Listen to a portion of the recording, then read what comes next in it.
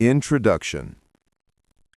What if everything you've ever heard about how to fix the economy, government spending, job creation, or printing more money, was only half the truth? What if the real secrets of wealth and prosperity were hidden not in what we see, but in what we overlook? This is where Economics in One Lesson by Henry Hazlitt begins, a book that has shaped the thinking of economists, business leaders, and policymakers for more than 70 years. Henry Hazlitt was not just another commentator. He was one of America's most respected economic journalists and thinkers. As a writer for the New York Times, the Wall Street Journal, and Newsweek, Hazlitt spent decades exposing economic myths that mislead the public and destroy nations. His genius lay in his ability to translate complex economic ideas into simple, timeless lessons that anyone could understand.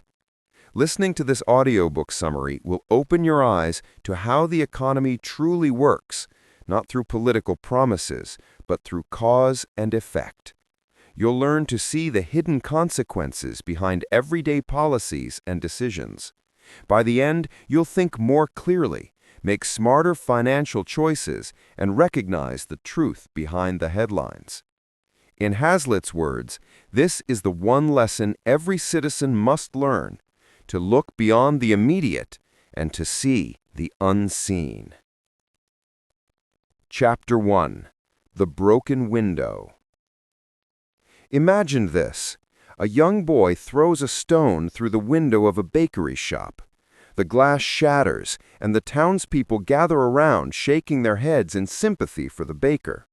But soon, someone in the crowd speaks up and says, "Well, at least the broken window will give the glazier some work." Heads begin to nod in agreement. They conclude that perhaps the boy has done a small favor to the economy. After all, the glazier will earn money, spend it elsewhere, and keep the circle of trade alive. This is where Henry Hazlitt invites us to pause and think. What everyone sees, the glazier repairing the window, is only one part of the story. What they fail to see is what could have been. The baker now has to spend $6 repairing the glass instead of using that money to buy a new suit, invest in better equipment, or expand his shop. Society has gained nothing new. It has only replaced what was lost. Hazlitt calls this the broken window fallacy, the mistake of focusing on what is visible while ignoring the unseen consequences. Destruction might seem to create activity, but it never creates wealth. It merely redirects effort from progress to restoration. Modern economies often repeat this same illusion. When governments spend billions on stimulus projects after economic downturns, it may look like progress. Workers are hired, machines are running, and money is flowing. However, behind that apparent activity lies an unseen cost. What private individuals could have done with those same resources if they had been left free to make their own choices. Real prosperity, Hazlitt reminds us, comes from production, saving, and innovation, not from repairing what was broken, but from creating what did not exist before. Ultimately, the lesson is simple yet powerful. Destruction cannot enrich a nation. It can only disguise loss as gain, a mistake too costly for any society to make repeatedly. Chapter 2. The Blessings of Destruction. If the broken window fallacy applies to one shopkeeper, what happens when it is multiplied across an entire nation? Hazlitt answers with another illusion, the supposed blessings of destruction. Throughout history, people have claimed that war or disaster can be good for the economy because it forces reconstruction and employment. Look at all the rebuilding after war, they say. Doesn't that create jobs and growth? Hazlitt calls this one of the most dangerous economic delusions of all time. Yes, rebuilding creates visible work, Factories produce bricks, carpenters repair homes, and engineers reconstruct bridges. But beneath this visible flurry lies the invisible tragedy of wasted potential. The energy spent replacing what was destroyed could have been used to create new wealth, schools, hospitals, technologies, and comforts that never came into existence. He points to post-war Europe, where people mistook recovery for progress. Cities rose again from rubble, but it wasn't prosperity. It was catching up to where they had once been. The wealth destroyed in war wasn't replaced. It was only rebuilt at immense human and economic cost.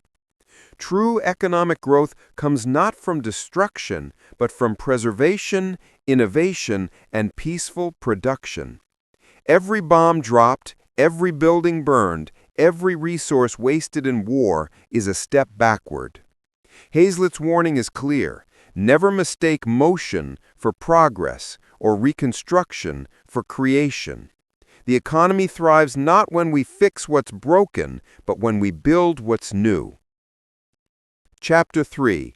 Public works mean taxes. When a government announces a massive new project, a gleaming bridge, a modern stadium, or a network of highways, the public often celebrates. Cameras capture workers pouring concrete, cranes moving steel, and leaders cutting ribbons. It all looks like progress, like the nation is investing in its future. But Henry Hazlitt asks a question few ever do. Where does the money come from? Governments have no wealth of their own. Every dollar they spend must first be taken from the citizens through taxes, borrowing, or inflation. What the public sees is the bridge being built. What they don't see is the small business that never opened because taxes were too high, or the family that never replaced their aging car because more of their income went to the state. The bridge is visible, but the countless private opportunities lost to fund it remain invisible. Hazlitt explains that it's easy to admire what is created with public funds because it stands before us in steel and stone. But what we fail to see are the hundreds of private projects that never saw daylight. The tailor could not expand his shop. The grocer could not hire an extra worker. The entrepreneur shelved his new idea. The government, by taxing or borrowing, simply redirected resources. It did not create them. This is the illusion of public works. Every job created by the state is offset by a job that never existed in the private sector. Every stimulus comes at the cost of invisible growth that could have emerged naturally. Real wealth is born when individuals freely use their money to invest, build, and innovate, not when bureaucracies decide for them. So the next time we see a grand public project, Hazlitt reminds us to ask not just what has been built, but also what has been prevented from being built. The unseen cost is the true measure of economic reality. Chapter 5. Taxes discourage production. Imagine a farmer who works tirelessly from dawn to dusk. At harvest, he sells his crops and earns a profit. But then the government takes nearly half of it in taxes. He toils again next year, only to face the same result. Eventually, he wonders, why work so hard when the reward keeps shrinking? This, Hazlitt explains, is the quiet poison of excessive taxation. High taxes reduce the desire to work, to save, and to invest. The harder people work, the more they lose to the state, and gradually, ambition gives way to resignation. The same applies to the factory owner, the builder, the artist, and the innovator. When production is punished, production slows. Hazlitt doesn't argue against taxes entirely. Society needs them for essential functions. But when governments grow beyond necessity, they begin to drain the very source of their own strength, the productivity of their citizens. Every new tax discourages someone from earning a little more, saving a little longer, or creating something new. In simple terms, when the state takes too much, the spirit of enterprise fades. Prosperity depends not on redistribution, but on creation. A nation thrives when it rewards effort, not when it penalizes success.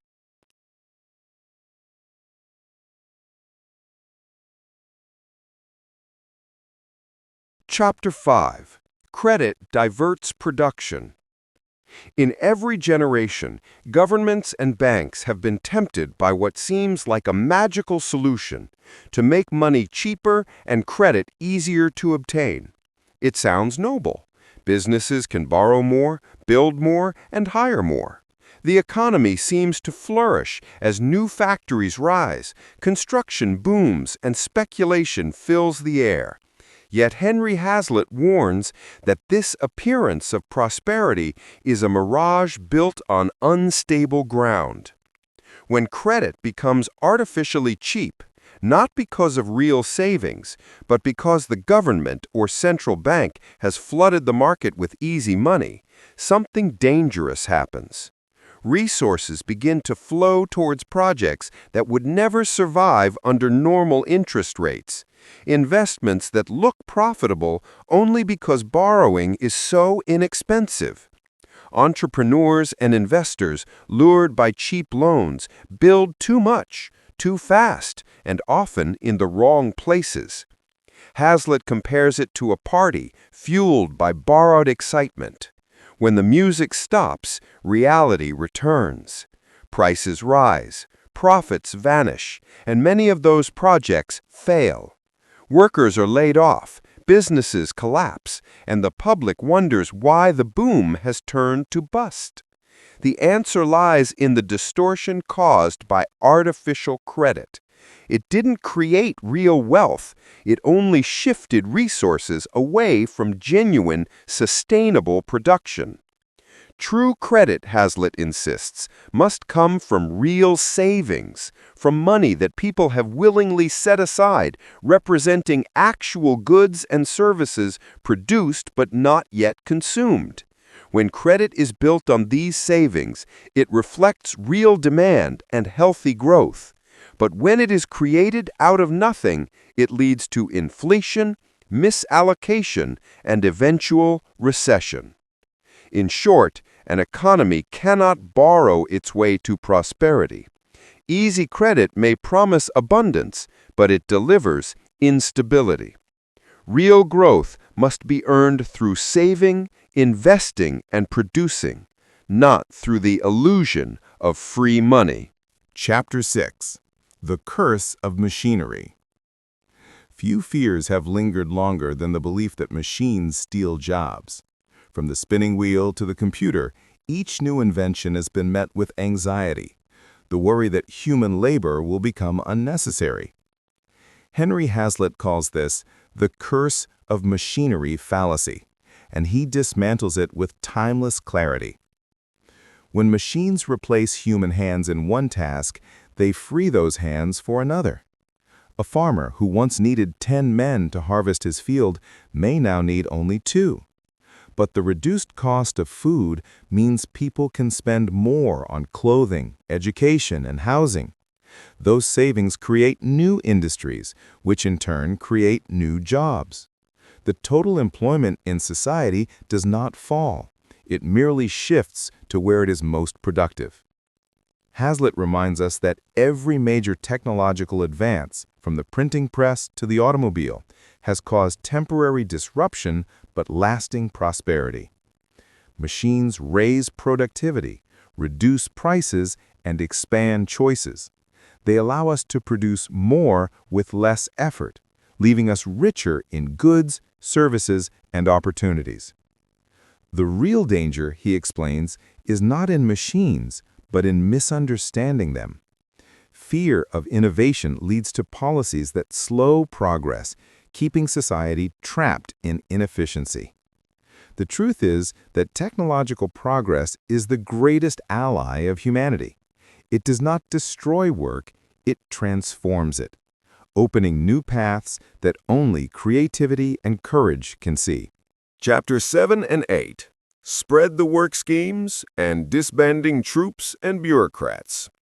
In Chapter 7 of Economics in One Lesson, Henry Hazlitt confronts one of the most persistent economic myths, the idea that work should be deliberately spread to create more employment. Advocates of this notion argue that if everyone works fewer hours, the available work can be shared among more people, supposedly reducing unemployment. But Hazlitt exposes the fallacy behind this reasoning.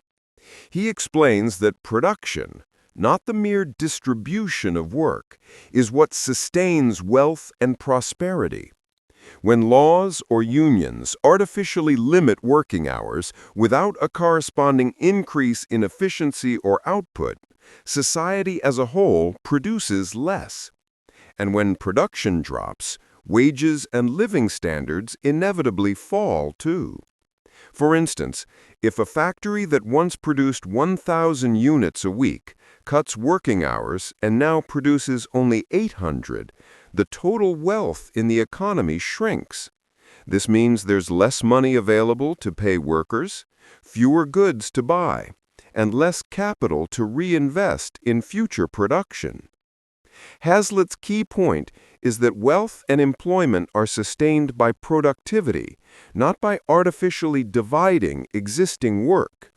He reminds readers that the true path to higher wages and more jobs lies in expanding production through innovation, efficiency, and investment, not by forcing companies to do less. When production grows, industries expand, new ones emerge, and more opportunities are created naturally. The prosperity of a nation depends not on how work is distributed, but on how much value is produced through that work. In Chapter 8, Disbanding Troops and Bureaucrats, Hazlitt continues dismantling another popular misunderstanding, that cutting government jobs or reducing the size of the bureaucracy leads to unemployment and economic decline. Many people, he notes, assume that when soldiers are discharged after a war, or when government departments are reduced, the economy will suffer from job losses. But this overlooks the hidden effects. Hazlitt argues that government workers, whether soldiers in peacetime or bureaucrats in redundant agencies, do not directly produce goods or wealth. Their salaries come from taxes paid by productive citizens and businesses. When these workers are released from government employment, they are freed to take up roles in industries that create real value. The temporary displacement they experience soon gives way to greater efficiency and productivity for society as a whole. For example, when soldiers return to civilian life after a war, they join factories, farms, and private enterprises, increasing the nation's productive capacity.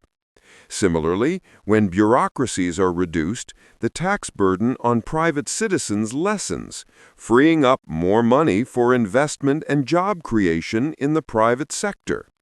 Thus, what may seem like a loss of employment on the surface is in reality a reallocation of labor toward more meaningful and productive ends.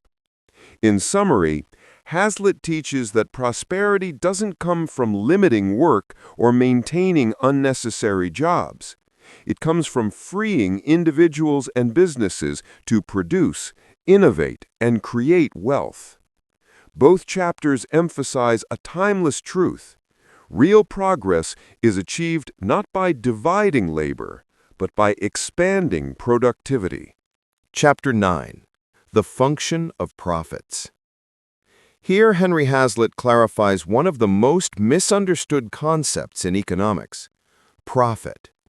Many critics view profit as greed or exploitation, but Hazlitt reveals it as the vital heartbeat of a functioning economy. Profits are not arbitrary gains. They are signals that guide production, innovation, and resource allocation. When a business earns a profit, it indicates that it has successfully met consumer needs more efficiently than others. In contrast, losses show that resources are being wasted and must be redirected elsewhere.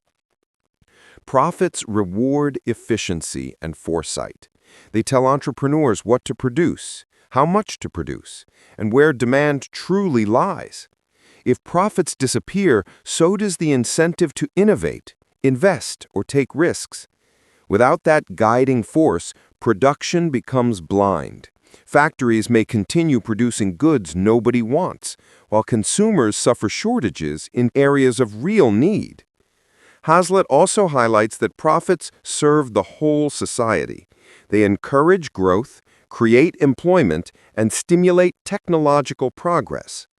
Those who denounce profits forget that they are also the reason why businesses can pay wages, expand operations, and improve living standards. In reality, profits are a sign that a business has created value. It has transformed resources into something people desire.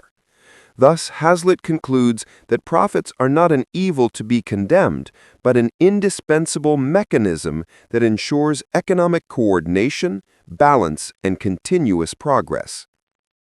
Chapter 10. The Mirage of Inflation. In this chapter, Hazlitt exposes the seductive illusion of inflation, the belief that printing more money can make a nation prosperous. At first glance, inflation seems to bring growth. Wages rise, spending increases, and business profits appear to soar. But this prosperity is deceptive and short-lived. Inflation doesn't create real wealth. It only distorts prices and erodes the purchasing power of money. Hazlitt explains that when governments expand the money supply without increasing production, more money chases the same amount of goods. Prices rise, and while some people, usually debtors and early recipients of new money, temporarily benefit, others, especially wage earners and savers, lose out as their income fails to keep pace with rising costs. Over time, inflation breeds uncertainty, discourages savings, and destabilizes investment. Businesses can no longer rely on honest price signals, leading to poor decisions and misallocation of resources. He warns that inflation is essentially a hidden tax. It silently robs the value of people's earnings and savings. The ultimate result is not prosperity, but chaos. Distorted markets, social unrest, and loss of trust in currency. True economic health, Hazlitt insists, comes not from printing money, but from producing goods and maintaining sound monetary policies. Inflation may seem like an easy path to growth, but it always ends in the destruction of real wealth. Chapter 11. The Assault on Saving. In every thriving economy, savings serve as the quiet engine of progress. When individuals save, they provide the capital that businesses need to invest, expand, and create jobs. Yet many modern societies treat saving almost like a vice, encouraging constant spending through easy credit, low interest rates, and government incentives that reward consumption over prudence. This short-sighted approach undermines the very foundation of long-term prosperity. When saving is discouraged, there is less capital available for investment in factories, technology, and innovation. Without that investment, productivity stalls, wages stagnate, and economic growth falters. What appears to be a spending-driven boom is often just a temporary illusion, fueled by debt rather than real wealth creation. True progress depends on deferring immediate gratification for future security, the essence of saving. Moreover, savings create stability in uncertain times. Families with reserves weather crises more easily, and nations with strong capital bases recover faster from downturns. A society that penalizes savers through inflation or heavy taxation sends a dangerous message that caution and foresight are less valuable than reckless consumption. Prosperity is built not by those who spend everything they earn, but by those who accumulate the resources that finance innovation, growth, and resilience. Chapter 12. The Lesson Restated. Every economic policy carries two layers of consequence. The visible effects often appear promising: jobs created, prices lowered, or industries protected. Yet the invisible effects, those that unfold over time or impact unseen groups, are where the real truth of economics lies. Focusing only on the immediate benefits while ignoring the hidden costs leads to flawed policies and lasting damage. A sound understanding of economics requires the discipline to look beyond the surface. It demands that we ask, who ultimately pays for this? What long-term results will follow after the initial gains fade? When a government spends, it must first take from someone else. When it subsidizes one industry, others lose that same advantage. Prosperity cannot be manufactured by decree. It must grow from genuine production, savings, and exchange. The enduring lesson, then, is one of perspective. To judge any policy fairly, we must consider both its short-term appeal and its long-term consequences, not just for one group, but for everyone. True economic wisdom lies in seeing not only what is immediately apparent, but also what remains unseen until time reveals its full cost. Chapter 13: How the Price System Works. The price system is the invisible language of the economy, a vast communication network that connects millions of producers and consumers without a single central planner. Every price, whether of bread, fuel, or labor, carries information. When prices rise, they signal scarcity and invite producers to supply more. When they fall, they indicate abundance, urging producers to redirect resources elsewhere. In this way, prices continuously adjust to reflect reality, keeping the economic machine running smoothly. This natural coordination is what allows a market economy to function efficiently. A farmer in one region doesn't need to know the exact demand for wheat in another. Rising prices tell him everything he needs to plant more. Similarly, consumers adjust their behavior automatically, buying less of what becomes expensive and more of what becomes affordable. Through countless individual choices, a balance emerges. When prices are free to move, they serve as both messenger and motivator. But when governments or institutions interfere, fixing prices, subsidizing goods, or controlling production, the signals become distorted. Producers may make too much or too little, leading to shortages or waste. The brilliance of the price system lies in its simplicity.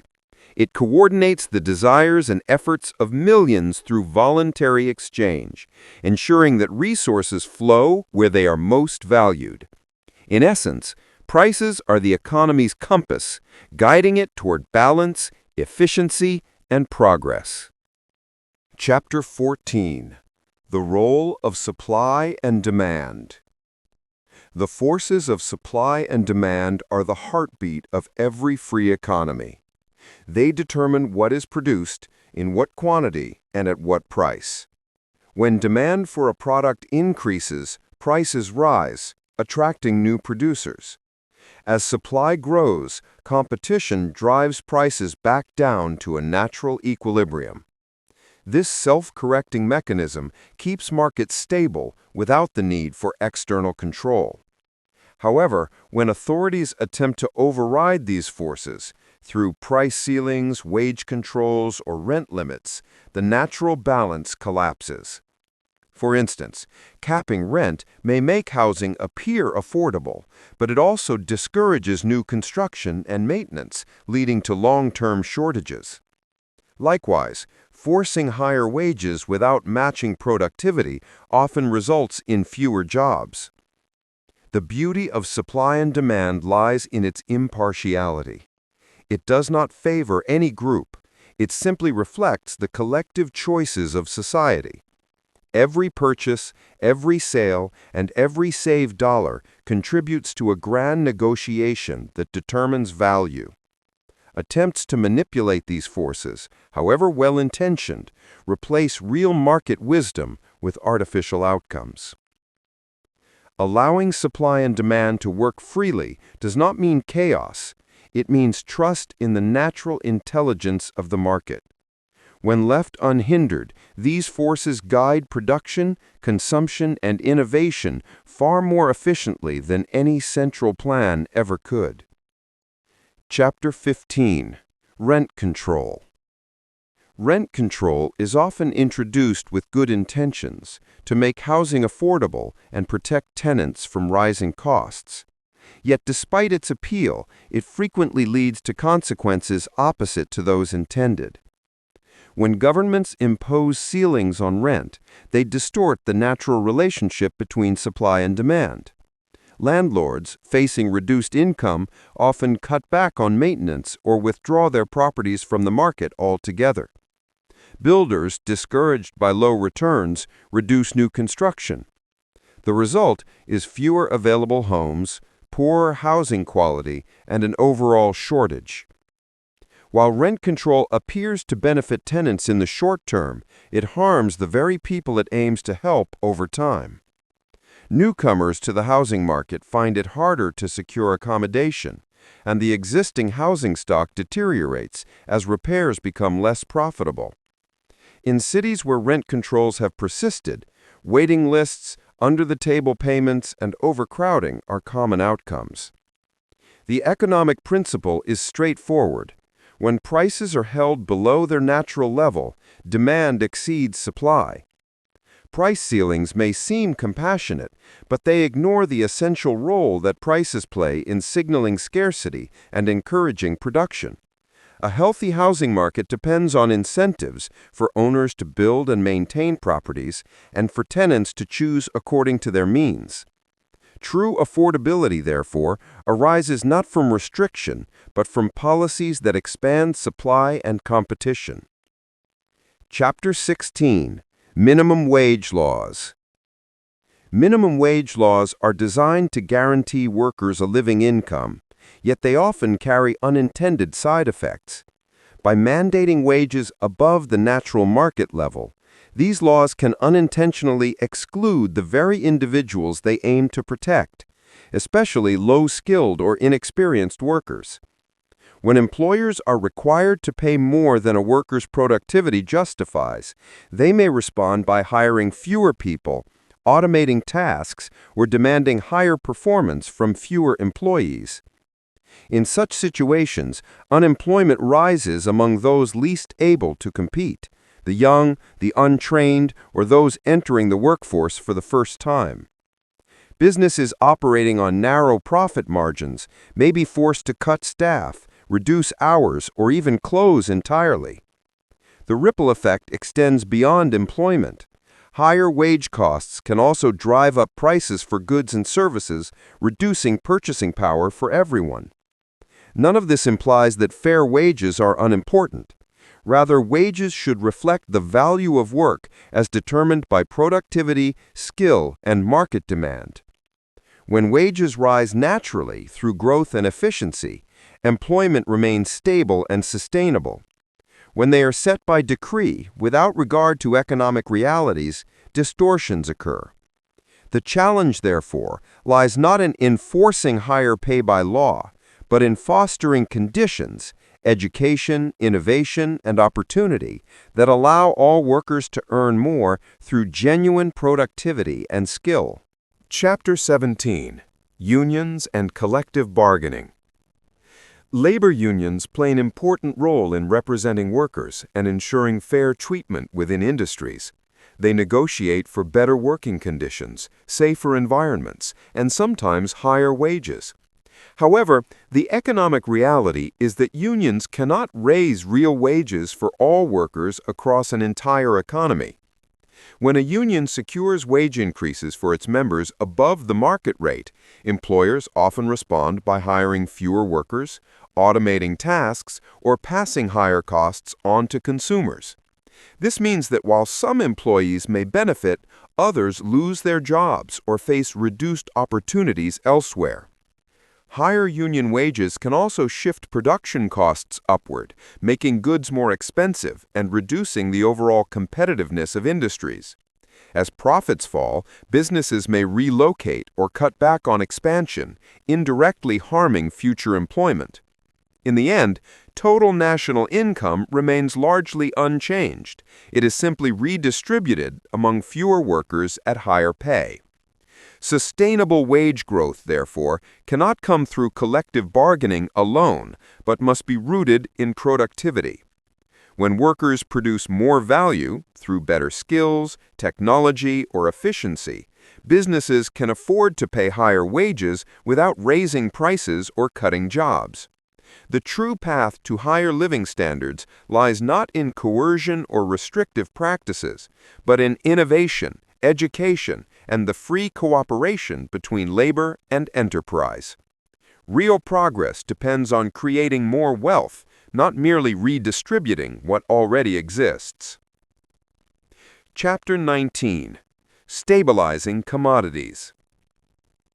Attempts to stabilize commodity prices, especially in agriculture, often stem from a desire to protect farmers from the uncertainties of fluctuating markets.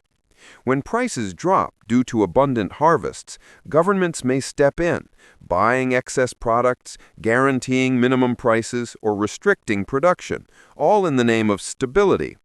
While such measures appear compassionate, they often create unintended and costly consequences.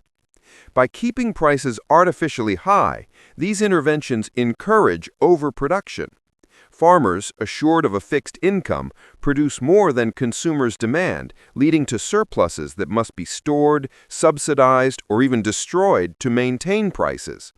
This results in waste, both of resources and taxpayer money, as governments struggle to manage the excess. Meanwhile, consumers are forced to pay higher prices for food and basic goods that would otherwise be more affordable. In a truly free market, price fluctuations serve a purpose. They signal scarcity or abundance and guide production accordingly. When prices rise, farmers plant more. When prices fall, they adjust their output. This natural balance ensures efficiency and prevents long-term distortions. Efforts to stabilize prices, though well-intentioned, often replace market wisdom with political interference, creating inefficiency and dependency. True stability arises not from fixing prices, but from allowing producers to respond freely to demand, supported by innovation, diversification, and sound economic planning, rather than government manipulation. Chapter 20. Government Price Fixing. When governments fix prices, whether to keep them high for producers or low for consumers, they interfere with one of the most vital mechanisms of the economy, the price system. Prices are not arbitrary figures. They are signals of value, scarcity, and demand. When those signals are altered by law or decree, balance disappears, giving rise to shortages or surpluses that ripple through the entire economy. For example, when prices are set below the natural market level, demand rises because goods become cheaper, but producers, earning less, reduce their output. The result is scarcity, empty shelves, rationing, and long waiting lines. Conversely, when prices are set too high, production increases beyond what consumers want, leading to waste and inefficiency. Either way, artificial controls distort the natural flow of supply and demand. Price fixing may seem to offer short-term relief, keeping food affordable or stabilizing markets, but its long-term effects are always the same: misallocation of resources, black markets, and economic stagnation. Once the government becomes the arbiter of prices, political pressure replaces consumer preference as the driving force of production. The most stable economies are those that trust the price mechanism to do its work. Free prices adjust naturally to reflect reality, ensuring that resources go where they're most needed. Interference may delay discomfort for a time, but it ultimately undermines growth, innovation, and fairness, the very goals it claims to protect. Chapter 21. Parity Prices and Farm Programs. Efforts to maintain parity prices and government-backed farm programs are often introduced to protect farmers from fluctuating markets and ensure a stable income. The idea seems fair. If industrial workers have wage protections, why shouldn't farmers be guaranteed a fair price for their crops? However, these policies often disrupt the natural balance of supply and demand, leading to inefficiency and waste. When governments guarantee a minimum price for certain crops, farmers respond by producing more than the market demands. The result is overproduction, with vast surpluses that must be either purchased by the government or discarded to prevent prices from collapsing. This creates a cycle of dependency, where agricultural production no longer reflects consumer needs but government policy. Taxpayers ultimately bear the cost of maintaining these programs through storage and waste management. In contrast, a free market allows prices to fluctuate based on real conditions, scarcity, weather, consumer preferences, and global demand. While this may mean occasional hardship, it also promotes innovation, diversification, and efficient resource use. Farmers adapt by growing what people actually want and by improving productivity. Artificial price supports, though well-meaning, distort reality and prevent agriculture from evolving naturally. Sustainable prosperity for farmers depends not on protection from competition, but on participation in a market that rewards efficiency, creativity, and true consumer demand. Chapter 22. The Drive for Exports. Nations often boast about increasing exports, as though selling more abroad automatically makes a country richer. But trade, at its core, is an exchange. Exports are valuable only because they allow us to import the goods and services we need. The true goal of trade is not simply to send products out, but to receive value in return. When this balance is ignored, policies can become misguided. Governments sometimes promote exports through subsidies, tax breaks, or currency manipulation, believing that a trade surplus is a mark of national success. Yet these actions often distort markets and harm domestic consumers. When a country focuses excessively on exporting, it may divert resources away from local needs, driving up prices at home. Moreover, if all nations pursue the same goal of maximizing exports, global tensions and trade barriers inevitably arise. Healthy trade depends on mutual benefit. Each country specializes in what it produces best and trades for what others can make more efficiently. This exchange increases global wealth by allowing everyone to enjoy a wider variety of goods at lower costs. Trying to outcompete others through artificial means overlooks the real purpose of commerce: cooperation, not rivalry.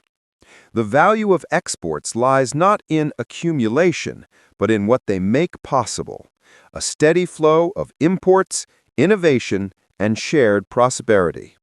True economic progress is achieved when trade is free, balanced, and guided by the natural principles of supply, demand, and mutual gain. Chapter 23. The Fetish of Full Employment. Many policies and political promises revolve around the idea of achieving full employment, as though the mere presence of jobs guarantees prosperity. However, employment in itself is not the ultimate goal of an economy. Production and value creation are. A person could be employed digging holes and filling them back up again, but such labor contributes nothing to real wealth. True employment must serve a productive purpose, meeting genuine human needs and improving living standards. When governments attempt to create jobs artificially through vast public projects or inflated bureaucracies, they may temporarily reduce unemployment figures, but often at the cost of efficiency and sustainability. The resources used for make-work programs, labor, capital, and materials, could have been directed toward productive enterprises that generate lasting value. In such cases, society pays for visible activity without gaining actual progress. full employment naturally arises in a healthy economy where demand and production are balanced. When individuals are free to innovate, invest, and exchange goods, new opportunities emerge organically. Economic policy should therefore focus not on how many jobs exist, but on what kind of work those jobs produce. Meaningful employment grows from productivity, not compulsion. A truly prosperous society is not one where everyone merely works, but one where everyone's work contributes to something useful, efficient, and enduring, creating wealth, not just motion. Chapter 25. The Lesson Applied. In this chapter, Henry Hazlitt brings his central principle. The art of economics consists in looking not merely at the immediate, but at the longer effects of any act or policy, back into focus. He reminds readers that this lesson applies universally across all areas of economic activity. Whether we are examining wages, tariffs, subsidies, price controls, or taxation, the same analytical framework must be used. Always trace the indirect and unseen consequences, not just the visible and immediate results. Hazlitt argues that many economic fallacies arise because people focus on the short-term benefits to a single group, while ignoring the long-term costs borne by others. For instance, when a government subsidizes a particular industry, it may appear to create prosperity and jobs. Yet in reality, those resources are diverted from other productive uses, causing inefficiency and hidden losses elsewhere in the economy. The true economic thinker, therefore, must resist the emotional appeal of short-term success and instead assess policies through a broader lens, one that includes the entire community and the future as well as the present. Hazlitt's one lesson serves as a timeless reminder that good intentions are not enough. Economic wisdom requires understanding cause and effect over time. When applied correctly, this approach exposes popular misconceptions and guides societies toward policies that genuinely improve well-being for all, not just for select groups or brief moments. Chapter 26. The Conclusion. The Lesson for Today. In his conclusion, Hazlitt offers a final appeal for clarity, logic, and intellectual honesty in the study of economics. He warns that the persistence of economic fallacies, from government intervention to the worship of spending and inflation, often stems from wishful thinking and political expediency. People are drawn to ideas that promise quick benefits, even when those ideas ignore the long-term harm they cause. The challenge, he notes, lies not in discovering the truth, but in persuading people to see it. Hazlitt emphasizes that sound economics is not just an academic exercise, but a vital necessity for social progress.